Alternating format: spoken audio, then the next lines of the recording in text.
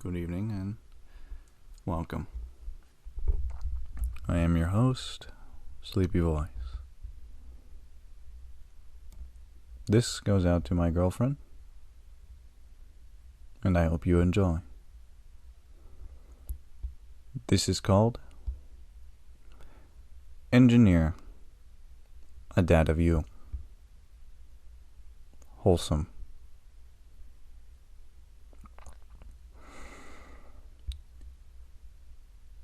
The warm summer sun was bleeding down onto your rather bare arms. You had recently tripped and fell into the grass, your hands gripping at the blades as you tried to pull yourself back up to your feet. You had chafed your fingers, and for a person your size, such a damaging and rather annoying kind of touch had brought you to the brink of crying. As the tears would wallow in your eyes, you would have no choice but begin to make meek cries for your father, ones that soon were answered by the sound of large and repetitive footsteps on the hard concrete surface that you had just recently departed from. And as your eyes moved up to see who had come out, the man would bend down and give you a soft, concerned, but understanding look, as he would pick you up and cradle you in his arms. "Oh, you poor thing. You fell down, didn't you? Well, don't worry, Dad's here," the man would say, trying to comfort you. But your babiness was far too great, as you would still meekly cry into his chest. "Oh, you poor thing. Can you show Daddy where the boo-boo is?" the man would ask politely. You, understanding this, would open up your hands and show him the small cuts on your fingers. "Oh, you poor thing. That must hurt a lot, didn't it? Let's get you inside." It was a rather unexpected way to start the day, as your father had been proposing going on a trip to a local golf course. The man would bring you inside, the door creaking to the wooden cabin of the golf facility. Inside, the green carpet and the smell of old leather and golf balls filled the air, though you had no clue what a golf ball smelled like. You still softly cried into your father's chest, but you were beginning to calm down as he sat you down on his lap and began to apply soft kisses to your fingertips before putting on band-aids. Mwah, mwah, mwah. There you go. "You don't have to worry about that cut anymore," he'd say, for each and every single one of your fingers. He would say, seeming rather pleased with himself. Your crying had stopped, and you were in control of yourself once more. "Well, next time let's not be so adventurous," he'd say, giving you a soft smile. You would give a polite, small little nod. However, your adventurous side would not be ignored, as you would stand up alongside him, holding his hand as he would grab the things he had purchased: a golf bag with clubs and many small golf balls. He had bought alongside such a thing a smaller version of his golf bag and the golf clubs. To you, one of a kind. He would take your hand, both of the bags slung over his shoulders, the balls in his left hand, and he'd begin to walk with you, leading you with the right, out to the golf cart. You'd never seen such a thing. The wheels much smaller, and the car itself actually quite small compared to your own. You wonder who would drive such a thing. He would sit you on the seat, and as your eyes would pander looking for the seatbelt, he'd smile. Oh, you're probably confused where that seatbelt is. Well, it doesn't go fast enough to require it. He'd pet your head. A slight nervousness would fill you. You had always worn a seatbelt in a moving vehicle, and you wondered, maybe he could be wrong about this. It seemed a little bit uncomfortable in his eyes. Oh, don't worry. Daddy won't go too fast, he'd say reassuringly, with his soft, dad-like smile. You'd seem to understand that he was going to take good care of you, and so you did. The man would sit in the opposite seat of you, turning the small key of the electric golf cart. The bags loaded up in the back of the golf cart. He'd begin to pull out, the golf cart slowly speeding up to a small, meek 5 miles per hour. It must have been an old one. At least that's what your father knew. As you'd pass through the greens, the trees and the birds were beginning to wake up as the noon sun would begin to reach its peak. Thank God, you must have thought, as a golf cart had a roof. Your father had brought many a water, many a snack, just in case. You would arrive at a small green.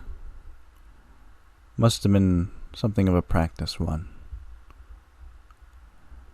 You would look around, seeing the soft outline of where the green was supposed to meet the grass, though it seemed to be blended over the years. A small little flagpole stood in where the hole should be. Your father would hand you your small putting club. You see this? We're going to use this, and we're going to push a small ball into there, he'd say. He was most likely attempting to teach you how to play the game first. The man would smile softly at you, seeing you brighten up as you held the metal club in your hand. He would place down a small white and pink golf ball and a striped pattern with a dot. All right, he'd say, seeming to get his own bearings. Let's try this. He would put his arms around you as he would grab onto your arms, holding the club alongside you. Let's teach you how to do this right, he'd say. The man would softly pull back for a swing, guiding your hands along with him, as he'd softly bring it back down to measure himself. You wondered why he didn't just hit the ball, and your patience began to run thin, as he would do it again, but this time swinging fully through. You would watch as the ball would softly crawl across the green, the putting grass, as it would arrive at its destination in the small hole. Your eyes would fill with an excitement as you realized that you had just done that. The man would smile at you, knowing of the feelings that you were going through at the moment. You did it, he'd say in a reassuring and confident manner. You are so good at this game. Daddy's got some competition, doesn't he? He'd say, almost in a teasing way. But a part of you, all of you, knew he meant it.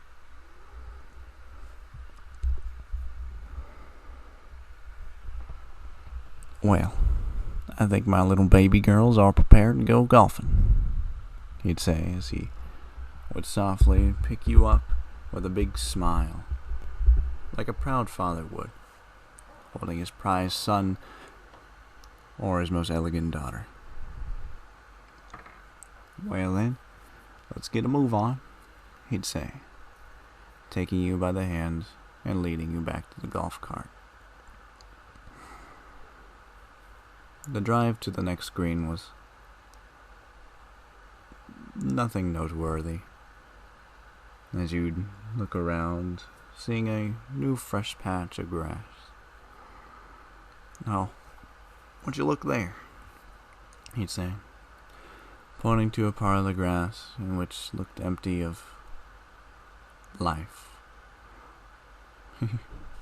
One of my favorite parts of this is placing down new grass, the man would say, picking up a small container of grass seeds off the side of the golf cart. It was customary for golf carts to do this. You were very curious on what was inside of this container, as he would open it up and allow you to see. Inside of the container were bluish seeds, ones that you wondered if they even were seeds at all. They looked more like beads, something that you would build bracelets with back at home. "Come on now," he'd say, taking your hand softly, allowing yourself to catch up with him. He would take you over to the dead grass. "Here," he'd say, waiting for you to look up at him with that awfully curious look in your eyes. He'd hand you the container. "Now only a little bit," he'd say. He would begin to pour some of the grass seeds into the hole, filling it up and giving it a nice coverage. "You did way better than I expected," he'd say, smiling, giving you a kiss to the forehead. "I'll make sure not to make the same mistake." You didn't understand exactly what he meant, but your heart still fluttered, feeling loved. The man would pick you up and begin to walk you back to the golf cart. He seemed rather excited to begin playing his game of golf with you. The man would pick up the score sheet, looking it over. You'd see him write 2 words: Papa and daughter.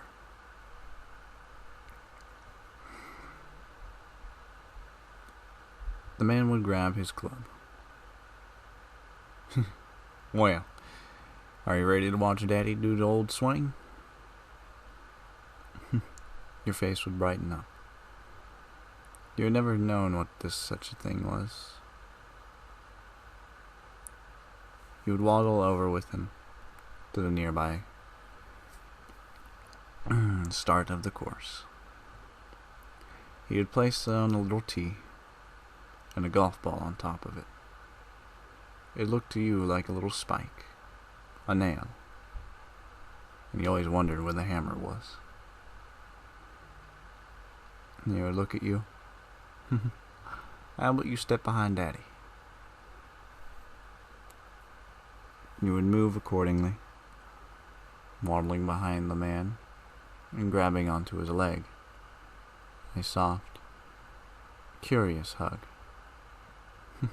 "Oh, well, I guess I can't say no to this," he'd say with a smile, as the man would accommodate for the new presence of weight, pulling back his club and giving it a soft half swing.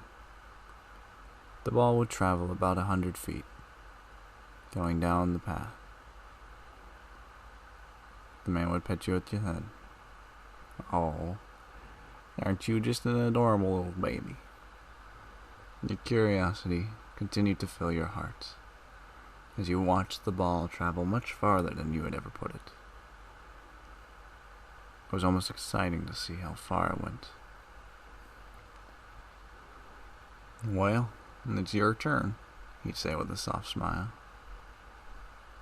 A sudden realization that he would not be able to do such a hard swing filled you, and you seemed wary. "Oh, don't worry. That'll help you." He'd pat your head. You would go over to your golf box, picking out a golf club that seemed bulbous and strange. It was unlike all the other golf clubs, having a circular semicircle that looked smooth and black and softly shined in the sun. Nonetheless, your baby hands would reach out and grab for it. Him smiling, he would comply, handing you the grip and going behind you. "Well, this one's going to be a little bit tougher, so I hope you're ready." You would give a soft nod, not knowing what to truly expect, but trusting your father. The man would line up his shot, holding your hands in his. You would feel the force. You would feel the force of the golf club, going back and through. It was a strong force that you never felt before.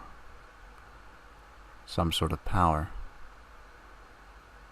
Nonetheless, your heart was filled with giggles of excitement as you'd watch your ball soar through the sky, losing sight of it very quickly. "Oh man, that went quite far, didn't it? I don't even know where it went," he'd say.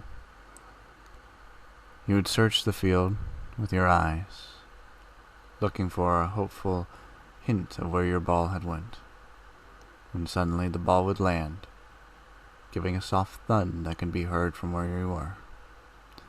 The ball landed about 300 feet out, quite close to the green. "Oh, it looks like you beat me," your father would say with a soft smile. Your heart raced.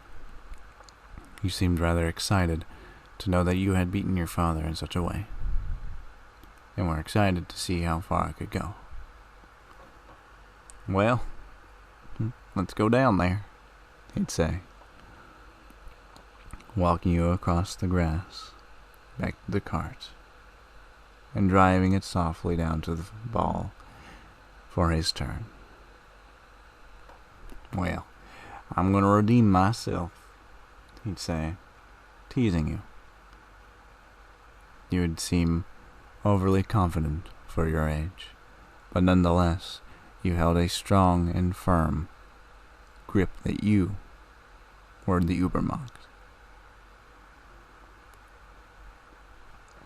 The man would pat you on the head as he took his club and prepared to swing.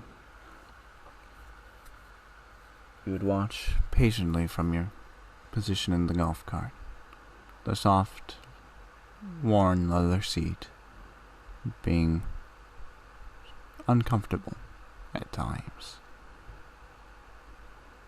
The man would swing against the ball. It would fly over to the putting green, landing with a bum bum. "Well, looks like I redeemed myself," the man would say, looking confident as well. The competition would begin to brew between you two, though you both knew it was playful. The man would pet your head. "Oh, I'm gonna beat you," he'd say. You would respond with a meek, "No, I'm gonna beat you." You would both giggle. The man would bring you over to your ball. Well, I do hope you can do the same kind of thing as I did, he'd say, knowing certain that he would be able to pull off the same feat. Nonetheless, your nervousness, to compare to your father, was quite large. Your confidence that you had gained from hitting the ball to begin with had gone away, as you had a new challenge before you. The man would line up his shot, holding and guiding you, as you would swing. The ball would fly through the air, making a direct hit against the flagpole before bouncing into the putting green. Oh, well, that's never happened to me before. New excitement would fill your eyes. You had done something that your father had never seen before. It sounded like it was worth it. You were filled with a reborn confidence as you'd run over, unwaiting for the golf cart, to go see the fruits of your labor. You would see your ball very close to the hole, his ball near the edge of the putting green. You were filled with an unexpected excitement as you'd kind of run around the edge of the green. He'd pull up the golf cart, near it, and smile. Well, someone's got a kick out of this, he'd say, with a hopeful and comforting smile. You would nod vigorously, trying to contain your excitement, yet being unable to in your unmature age. He would walk over to you, holding the club that you used prior. A small, block-like end.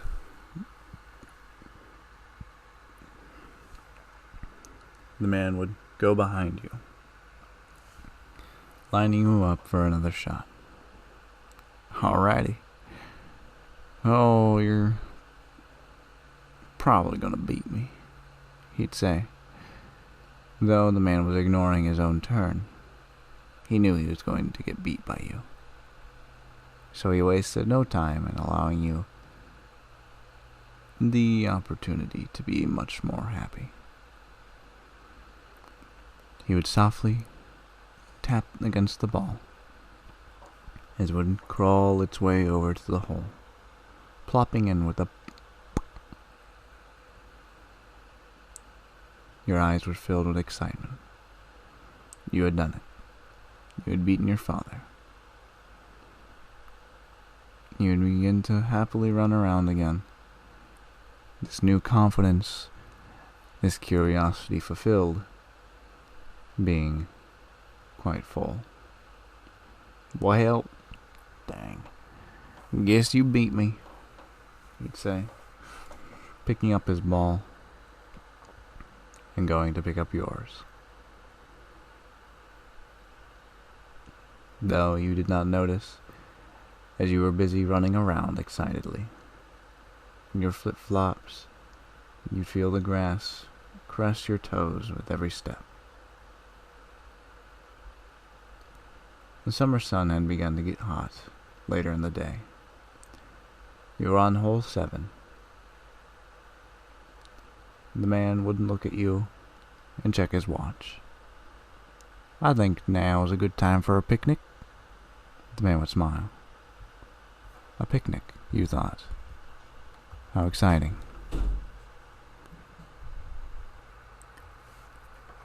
A childlike wonder would fill you. A picnic, you thought. Oh, how wonderful it must be. The man would roll out a blanket, soft and large, with a checkered pattern of red and white. He would set upon it the box full of food he had brought. It was a wicker basket with a 2-side opening. He would open the right side, reaching inside and pulling out plates and forks, a spoon, and for himself, a knife. He would wave for you to come and sit with him. As you had finished running around, you would plop down on the blanket next to him, rubbing your head up against his shoulder. He'd wrap his arm around you and pet your side. "Oh, you must be hungry," he'd say. You'd look up with him with a nod. "I thought so. I was starting to get hungry too." The man would reach inside, pulling out a lemonade, your favorite drink.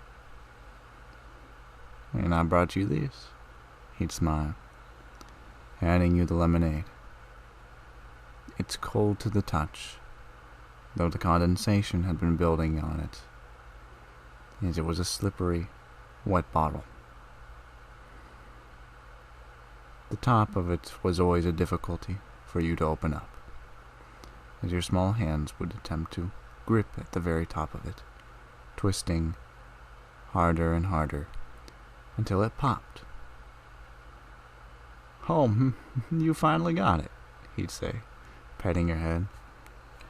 He seemed rather proud of you, and your heart was full of love.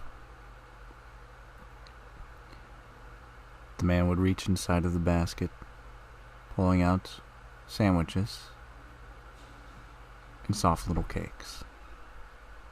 "I got these small little baby cakes for you again," he'd say.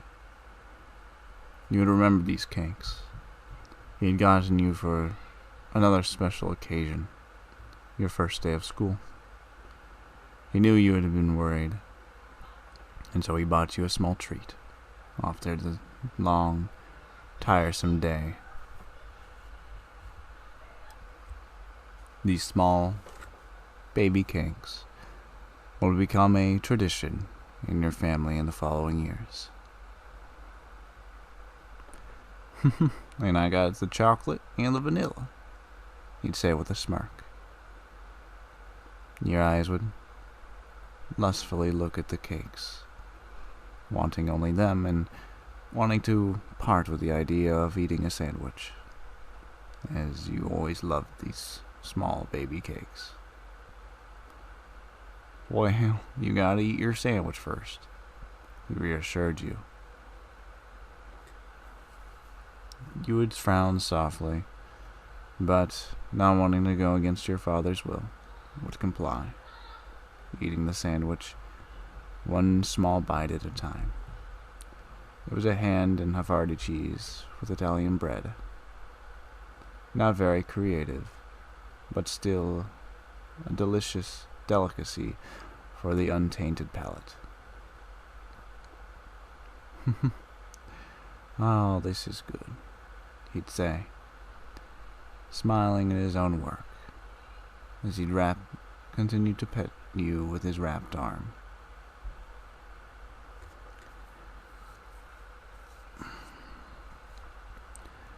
The small breeze of the wind would continue to blow against you, softly rustling your hair as you continued to eat.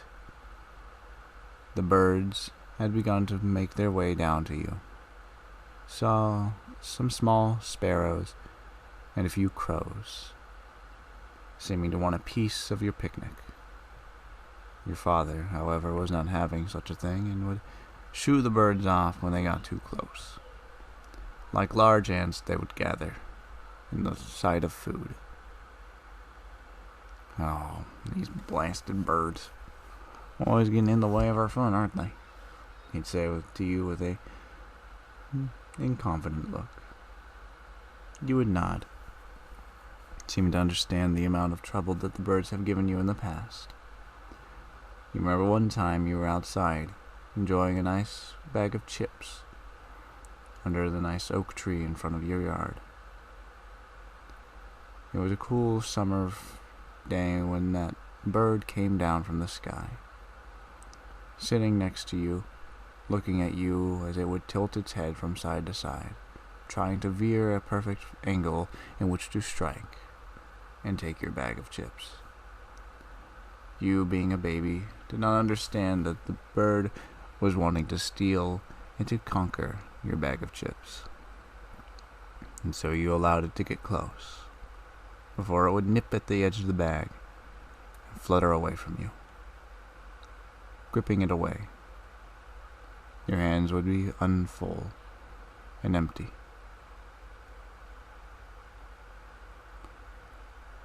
The birds would continue to gather, your father seeming to get more and more uncomfortable as their numbers began to grow. The man would stand up, trying to show his dominance off to the birds, his size and stature being even scary to you. No, he was not facing you, so the tears did not wallow in your eyes. He would make large swinging motions at the birds, as if he was trying to thrust a ball of air at them. The sudden motion had scared the birds, as they would caw in fear, beginning to take off in every direction. They had not won this battle. Your father would stand triumphantly, his hands on his sides, as he'd look over the freshly cleared grass. Not a single crow or sparrow to be seen amongst the blades. The man would smile. "Well, I'm glad that's over." He'd turn to you and sit down next to you. You would nod as you would finish your sandwich, taking the final bite. "Oh, you finished your food so good," he'd say, giving you a soft smile. He'd pet your head and offer you 2 of the cakes. "Now, you can have one of them," he'd say, giving a smile, "'cause your dad wants to eat one too." Your eyes would dash from cake to cake, being unable to choose, before your brain would decide, why can't I just have both of them? And you would grab for both. "Oh, well, if you really want both," the man would smile, petting you on the head. Your father would surrender the 2 cakes to you, giving you a soft smile, knowing how much it meant to you. You were uncaring and ate the cakes. Rather excitedly, you would munch and consume them. "Your father really knows what he's doing with those cakes, doesn't he?" he'd say, trying to reassure himself. You would nod, giving the man his much-deserved credit. "Well, I'm glad." The man would pet your head, finishing his own sandwich and drinking some of the lemonade from your own cup. You would frown at him. "Oh, I brought more," he'd say. "I just don't want to open a whole thing and not drink it all. That would be wasteful." You'd seem to understand and nod complacently. He'd pet your head as he would now drink his bottled water. He had only taken a sip out of your lemonade. Yet, the idea of it still stuck to you. Why can't I have my own lemonade, you thought. But then you remembered what he had said.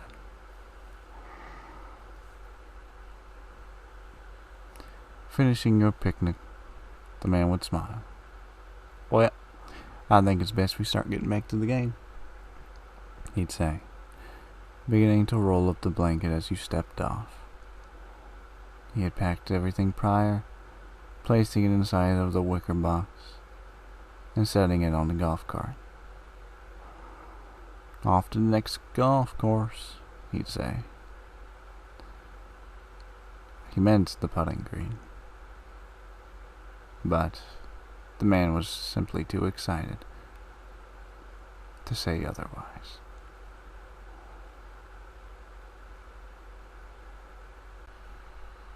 The end.